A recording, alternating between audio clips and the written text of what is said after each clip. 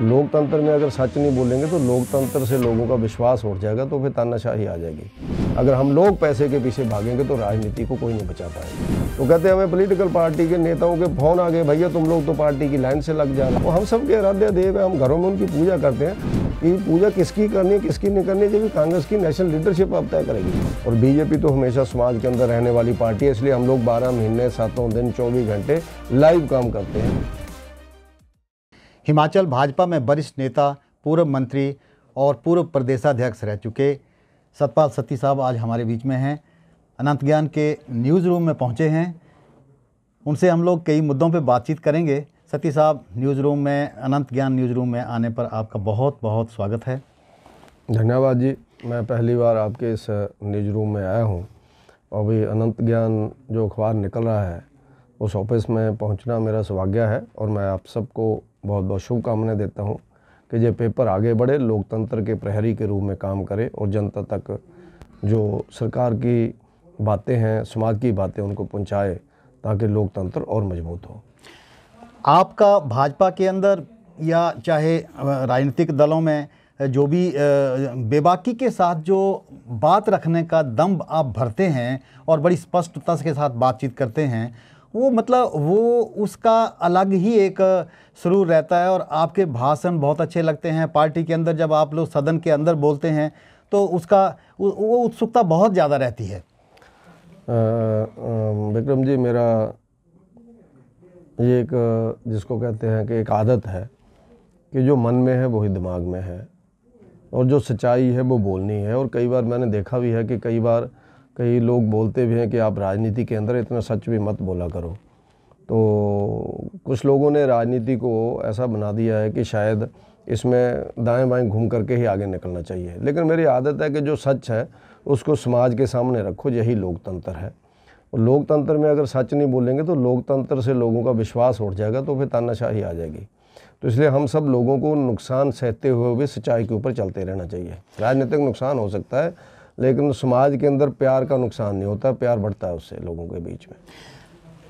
आजकल एक धारणा है कि राजनीति में ही करप्शन है। राजनीति में करप्शन कहाँ है? राजनीति का जो स्वरूप है वो तो बिल्कुल बदल चुका है। राजनीतिज्ञ क्या करे? इसमें ऐसा है कि आज से 25 वर्ष पहले मैंने पहली बार चुनाव लड़ा था। उस समय एक प्रोफेशनलिज्म कम था राजनीति के अंदर। लोग सेवा की भावना से आते थे, जैसा हम लोग कैसे थे, विचारधारा से जुड़ करके पार्टी उनको मौका देती थी, वो चुनाव लड़ लेते थे। और जो छोटा मोटा खर्चा होता था वो कार्यकर्ता कर लेते थे, कुछ पार्टियां भी दे देती थी। लेकिन धीरे धीरे उसका स्वरूप बदला और धीरे धीरे पैसे वाले लोग राजनीति के अंदर आना शुरू हुए। और पैसे वाले जो पैसा कमा रहा है, मैं उसको बुरा नहीं मानता, वो अपनी मेहनत करता है, उसके पास पैसा आता है, लेकिन पैसे वाले आकर के उन्होंने राजनीति के स्वरूप को बिगाड़ा है और जिसके कारण समाज के अंदर भी एक विरक्ति आ गई है। और आज इतना पैसा चुनाव लड़ने के लिए लगता है जिसकी आप कल्पना नहीं कर सकते हैं। मैं 10 साल पार्टी का प्रेसिडेंट भी रहा हूँ और लगभग 5वां चुनाव मैंने लड़ा है। तो अगर मैं उसका सच्चाई में अंतर बताऊं कि पहला चुनाव मैंने कितने में लड़ा था और अंतिम चुनाव कितने में हुआ, तो इतना फ़र्क नज़र आता है कि सारा सिस्टम बिगड़ गया। नहीं, बता दीजिए, क्योंकि पहले तो कार्यकर्ता ही चुनाव लड़ा करते थे। हाँ, कार्यकर्ता ही चुनाव लड़ाते थे और हम लोग भी ऐसे जाते थे वोट मांगने। छोटी नुक्कड़ मीटिंगें कर ली, कहीं को बड़ी नुक्कड़ मीटिंग हो गई, कार्यकर्ताओं ने बेचारों ने चाय पिला दी, उसके आंगन के अंदर बैठ गए और बिना टेंट से बिना माइक से मीटिंगें हो जाती थी।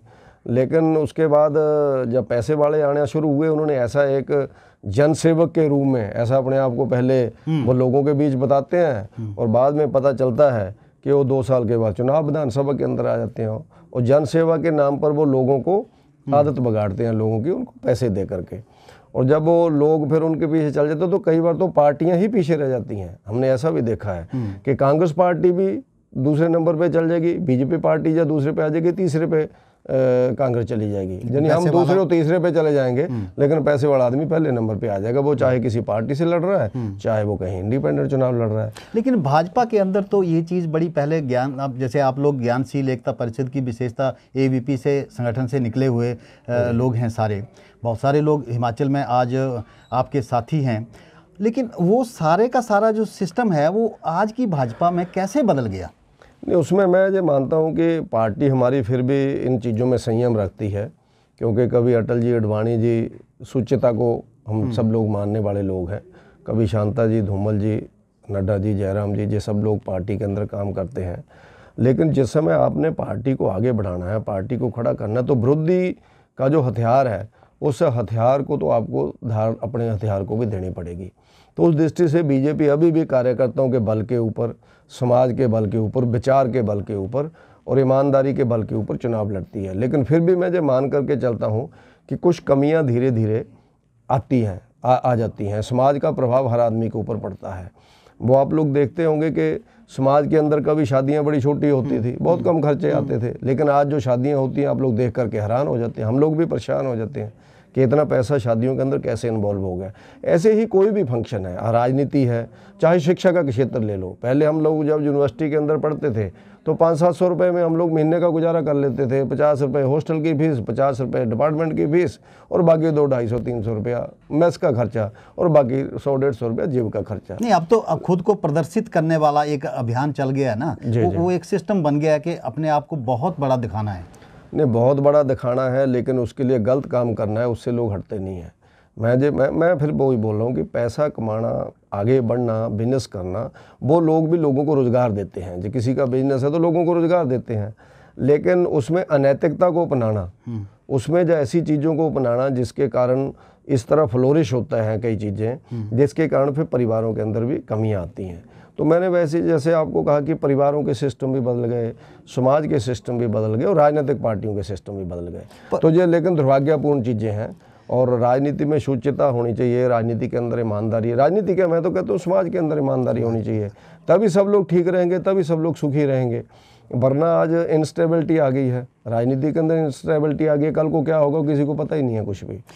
तो उसके नाते हिमाचल की जो भाजपा की राजनीति है उसमें भी बहुत बदलाव आ गया है। मतलब जो हम लोग पहले की भाजपा देखते थे, 10 साल पहले की भाजपा देखते थे, अब उसमें मतलब आप लोग क्या महसूस करते हैं उसमें? मैं वही आपके ध्यान में ला रहा हूँ कि बीजेपी अभी भी बाकी राजनीतिक दलों से बहुत अच्छी है। विचार के ऊपर हम लोग लड़ते हैं, ज़्यादातर लोग विचारों से निकले हुए व्यक्ति हैं जो पार्टी के अंदर हैं, लेकिन सभी समाज के लोगों को लेकर के आगे बढ़ना है। तो उसके नाते कई बार ऐसी चीज़ें आ जाती हैं कि कई बार वो चीज़ें थोड़ा सा गौण हो जाती हैं, पीछे हो जाती हैं। उसका दुख कार्यकर्ता को लगता है, सब लोगों को लगता है, समाज को भी लगता है, लेकिन फिर भी हमारे जो राष्ट्रीय नेता हैं, प्रदेश के नेता हैं, वो इन चीज़ों का ध्यान रखते हैं कि विचार भी बचे और अपना सबका व्यवहार भी बचे। लेकिन जब आप लोग देखते हैं हर चीज़ में कमर्शलाइजेशन हो गया है। आप लोग देखेंगे कि जो पुराने लोग क्रिकेट खेलते थे वो कैसे खेलते थे। उस समय तो आप लोग देखेंगे कि वनडे में 60 ओवरों में 250 बना लेते थे तो लोग कहते थे अब मैच जीत गए, 250 पे 175 पे जीत हो जाती थी, और तो 20 ओवरों में 350 लोग बना रहे हैं रन। तो सारा सिस्टम ही चेंज हो गया है, यानी समाज के अंदर राजनीति का भी बदल गया। हाँ, राजनीति का भी बदल गया, क्योंकि उसी हिसाब से दौड़ शुरू हो गई है। और राजनीति इतनी मेहनत की चीज़ हो गई है कि आप कल्पना नहीं कर सकते हैं। पहले तो 5 साल के बाद लोग काम करते थे, अब तो 24 घंटे काम है। समाज का काम भी है, उसके साथ साथ पार्टियों के कार्यक्रम भी हैं। और बीजेपी तो हमेशा समाज के अंदर रहने वाली पार्टी है, इसलिए हम लोग 12 महीने 7 दिन 24 घंटे लाइव काम करते हैं पार्टी के कार्यकर्ता। पर सत्ती साहब, जो भाजपा की पिछले कुछ समय से, चाहे लोटस का जिक्र कर लें, उसके बाद जो थोड़ा सा चेंज आया है भाजपा की राजनीति में, उसको लेके भी कई सवाल हैं, पार्टी के अंदर भी सवाल हैं, और उसके बारे में क्या कहेंगे? मेरा ऐसा मानना है कि जो लोग हिमाचल के अंदर आए हैं पार्टी के अंदर, वो सब लोग कांग्रेस की कार्यपद्धति से दुखी होकर के आए, जिसको हम लोग कई बार लोटस ऑपरेशन जैसा कुछ बोल देते हैं हम कई बार। वो कांग्रेस की जो वर्तमान गवर्नमेंट है वो इतनी करप्ट है, इतनी भ्रष्टाचारी गवर्नमेंट है और इतनी तानाशाहीपूर्ण रवैया वहाँ पर लोगों के साथ है, जिसके कारण लोग अपना घर छोड़ करके पार्टी के अंदर आए। हमारे पार्टी के नेताओं ने उनको प्यार दिया कि ठीक है आप लोग आओ। वो अपना वहाँ से परेशान होकर के इधर को आए हैं। कुछ लोग विचार से भी जुड़े हैं, अनेकों लोग नरेंद्र मोदी जी की कार्यपद्धति से भी जुड़े हैं, अनेकों लोग भगवान राम का मंदिर हम लोगों ने बनाया उससे भी प्रभावित हैं। धारा 370 हम लोगों ने हटाई, उसको भी दिया। और आपने सुना भी होगा उनके 1-2 मंत्रियों ने बयान भी दिया, जो 1-2 पुराने मंत्री जो रहे हैं, 1-2 पुराने विधायकों ने बयान भी दिया कि जब राम मंदिर का भूमि पूजन हुआ था, जब राम मंदिर का उद्घाटन माननीय नरेंद्र मोदी जी ने किया, भगवान राम जी का मंदिर जो बना है, तो उस समय उन लोगों ने 1-2 लोगों के साथ तो ऐसा हुआ कि वो कहते हैं हम लोगों ने बयान दे दिया कि बहुत खुशी का विषय है कि भगवान राम का मंदिर 500 सालों के बाद बना। तो कहते हैं हमें पॉलिटिकल पार्टी के नेताओं के फोन आ गए, भैया तुम लोग तो पार्टी की लाइन से लग जा रहे हो, पार्टी के अंदर ही। हाँ। तो कहते हम उस समय पार्टी के अंदर थे, वो कहते हमने कहा भैया तो अब भगवान के मंदिर में जाना भी आपसे पूछ करके जाएंगे नहीं, क्या? वो हिमाचल में तो प्रमुख लोग थे, वो पार्टी के अंदर मंत्री भी हैं शायद, और विधायक भी हैं, उन्होंने भी ये बयान दिया था। हाँ नहीं, उन्होंने तो विक्रमादित्य जी ने दिया, लेकिन सुधीर शर्मा जी का बयान आया था कि मैंने जब समर्थन में बयान दिया तो मुझे फोन आ गया। और देवेंद्र भुट्टो बोलते हैं कि मैंने हलवा बांट दिया बंगाणा में, तो मेरे को कहा तू तो एंटी पार्टी जा रहा है। कहता मैंने कहा यार भगवान राम को बीजेपी के आदमी है, कोई बीजेपी के वो मेंबर थे, वो हम सब के आराध्य देव है, हम घरों में उनकी पूजा करते हैं। आज उनका मंदिर बना है तो मैं तो आने वाले टाइम में फैमिली लेके भी जाऊंगा, और मैंने हलवा भी बांट दिया। तो कहते हमें ऐसे लगा कि जैसे भगवान कि पूजा किसकी करनी है किसकी नहीं करनी है, जब भी कांग्रेस की नेशनल लीडरशिप अब तय करेगी। इसलिए हमें लगा भैया इसको छोड़ देना चाहिए, इसलिए हम लोग रिस्क लेकर के भी छोड़ करके आ गए। ऐसा उनके बयान आए दोनों के, सुधीर जी का, देवेंद्र भुट्टो का, फिर विक्रमादित्य ने भी बयान दिया। ठीक है, विक्रमादित्य को नहीं निकाल पा रहे, जब विक्रमादित्य जी ने पार्टी नहीं छोड़ी, वहीं रहना चाहिए उनको, वो पार्टी के अंदर है, लेकिन उन्होंने अपनी जो आराध्य देव है उनके मान सम्मान को उन्होंने छोड़ा नहीं। वो वहाँ पर भी गए, राम मंदिर के लिए दर्शन करने भी गए, सुधीर शर्मा भी गए। तो उसके कारण कांग्रेस के अंदर जो एक विरोधाभास चल रहा है, उसके कारण कांग्रेस के लोग छोड़ रहे हैं। वो ऑपरेशन लोटस नहीं था, वो उनका मन की बात थी। पार्टी ने उनको कहा ठीक है आप लोग हमें वोट करना चाहते हैं आप लोग करिए, और उसके बाद उनकी मेंबरशिप रद्द कर दी। वो षड्यंत्र के अंदर हुआ, एक सारी चीज हुई जो। अच्छा, हिमाचल में सुक्खू सरकार को लेकर आप लोग भ्रष्टाचार का जो मुद्दा उछाल रहे हैं और कंटिन्यू उछाल रहे हैं, आपको क्या लगता है कि ये सरकार किस दशा दिशा में जा रही है? देखो, हिमाचल एक कंज्यूमर स्टेट है, हम सबका हिमाचल है, और हिमाचल आगे बढ़ना चाहिए। एक सुंदर, एक शांत, पूरे हिंदुस्तान का जिसको कहते हैं राष्ट्रवादी विचारों से परिपूर्ण हिमाचल प्रदेश है। कभी भी राष्ट्र के अगेंस्ट जहाँ पर आवाज़ नहीं उठी है, क्योंकि हम लोग देवताओं की भूमि में रहने वाले लोग हैं, वीर सैनिकों के हम लोग वंशज हैं। वो हमारे, हम उसको जिसको कह सकते हैं कि हिमाचल के अंदर लगभग 1.5 लाख सैनिक हैं, और लगभग इतने ही लोग पेंशनर हैं जो सेना में रह करके आए हैं, मिलिट्री में, पैरामिलिट्री फोर्सेस के अंदर जिन्होंने नौकरी की है।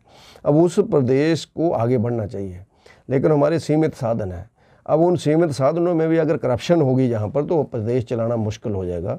जिसका जीता जागता सबूत आपके ध्यान में देखा होगा, हम लोग टाइमली कर्मचारियों को पेंशन नहीं दे पा रहे हैं, हम लोग टाइमली उनकी तनख्वाह नहीं दे पा रहे हैं, हम टाइमली उनके मेडिकल बिल नहीं दे पा रहे हैं, हम लोग टाइमली जो हिमाचल प्रदेश के अंदर डेवलपमेंट के काम मोदी जी के आशीर्वाद से, जयराम ठाकुर जी की गवर्नमेंट ने शुरू किए थे, वो सारे काम रुक गए हैं। उनको बिल्डिंग्स बीच में फंसी हो, चाहे कॉलेज की है, स्कूल की है, ITI की है, पंचायत घर है, पैसा ही नहीं मिल रहा है लोगों को। तो इतनी करप्शन हो रही है, जो हिमाचल को यानी आय होती थी वो सारी करप्शन के अंदर जा रही है। वो चाहे इलीगल माइनिंग का हो, चाहे इलीगल ट्री फैलिंग का केस हो, चाहे हिमाचल प्रदेश के अंदर भ्रष्टाचार अन्य तरह का हो, चाहे बदलियों के अंदर भ्रष्टाचार हो। जब ऐसा काम होगा तो फिर तनख्वाह नहीं दे पाएंगे। इसलिए हम लोग चिंतित हैं, क्योंकि प्रदेश ना बीजेपी का ना कांग्रेस का, ये 75 लाख लोगों का प्रदेश है, और इस देश का प्रमुख प्रदेश है। ये सौंदर्य से भरपूर, जैसा मैंने कहा, वातावरण अच्छा है। तो इसके अंदर ईमानदारी से अगर हम लोग नहीं चलेंगे तो हम सब की यही स्थिति होगी, और हम लोग उसका ब्लेम लगाते रहेंगे कि सेंटर से पैसा नहीं आ रहा। तो ये बिल्कुल झूठ बात है। मोदी जी कभी किसी का पैसा रोकते नहीं है। इससे बड़ी विपत्ति तो कोरोना काल में आई थी, जब न सेंटर को इनकम होती थी न प्रदेश को इनकम थी। तब भी जयराम ठाकुर जी की गवर्नमेंट में, भाजपा की गवर्नमेंट में कर्मचारियों की तनख्वाह एक दिन भी लेट नहीं हुई। जब 4-4 महीने ना कर्मचारी लोग, क्योंकि ड्यूटी नहीं जा पाते थे, क्योंकि स्कूल कॉलेज बंद थे, दफ्तर बंद थे, उसके बावजूद भी एक दिन भी तनख्वाह लेट नहीं हुई। आज वो बेचारे ड्यूटी दे रहे हैं तब भी तनख्वाह नहीं मिल रही है। तो ये स्थिति कहाँ से पैदा हुई? तो इस चीज़ को हमें देखना चाहिए, ईमानदारी से हमें चलना चाहिए। इस गवर्नमेंट के अंदर लेन देन का धंधा बहुत बड़े लेवल पे हो, और एक मित्र मंडली है जिस मित्र मंडली ने इस सेक्रेटेरिएट के ऊपर कब्जा कर लिया है। अब जो हिमाचल प्रदेश का सेक्रेटेरिएट है वो हिमाचल प्रदेश का गवर्नमेंट सेक्रेटेरिएट नहीं है, मित्रों का अड्डा बन गया है, मित्रों का एक क्लब बन गया है, जो मित्र इस सरकार को लूटने में लगे हैं। इसलिए हम माननीय मुख्यमंत्री जी से बार बार बोलते हैं कि आप इनके ऊपर सख्त कार्रवाई करें। आपको मौका मिला है मुख्यमंत्री बनने का, सौभाग्य से मौका मिला है, जनरेशन चेंज हुई है हिमाचल में मुख्यमंत्री के नाते, तो उसके नाते हम लोग अच्छा चलाएंगे तो लोगों में अच्छा सिग्नल जाएगा, क्योंकि हम सब लोग छोटे परिवारों से उठ के आए हैं। अगर हम लोग पैसे के पीछे भागेंगे तो राजनीति को कोई नहीं बचा पाएगा। सती साहब, आपने अनंत ज्ञान के न्यूज़ रूम में आए, हमसे बातचीत की और बड़ी बेबाकी के साथ अपनी बात आपने रखी। आपका बहुत बहुत धन्यवाद। जय हिंद जी, धन्यवाद।